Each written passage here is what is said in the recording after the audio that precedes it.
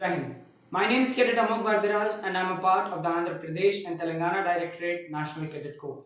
Today, the theme for my presentation is distribution of relief materials under exercise NCC Yogdan. Moving on to the presentation. You can see that I have divided my presentation into three parts. Part 1 being initial preparation, part 2 is execution or distribution of relief materials, and the final part, action after distribution of relief materials. Speaking of initial preparation, ensure that all cadets are volunteers for the task. Ensure that all documentations of the volunteer cadets are complete. Division of cadets into group of 8 to 20 cadets is required for the assigned task. We also have to ensure that all cadets are briefed about the task group-wise in a very detailed manner. Briefing and demo on doming or doffing of PPE by each cadet is also required. We also have to ensure that all cadets are only in their uniform or in their NCC tracksuit during the task assigned. We also have to ensure that each cadet is issued with the packed meals for the duration of the task assigned. Ensure a personal data bank of each volunteer cadet, and we have to make sure that the mobile numbers of their parents and relatives are stored so that we can call them in any incident of distress. All cadets to be medically examined before employing for the task. We also have to ensure that every cadet is wearing a mask and a pair of gloves and PPE before moving out for the assigned task. Adequate availability of relief material like masks, sanitizers, etc. is also to be ensured.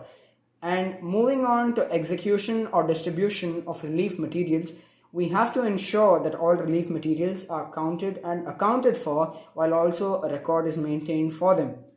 We also have to ensure that all relief materials are properly laid out stall-wise, keeping the safety aspects in mind.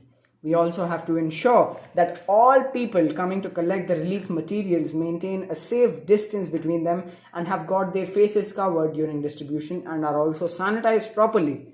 It should be briefed and ensured that the public should not touch anything unnecessarily.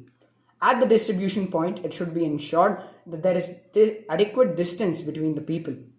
The items should not be handed over by the cadet but picked up from the table by the individual himself or herself. Ensure that there is no repetition of people for collection of relief materials because there is limited supply. Ensure details of all relief material distributed are maintained and properly accounted for example, the batch number of whatever is being distributed.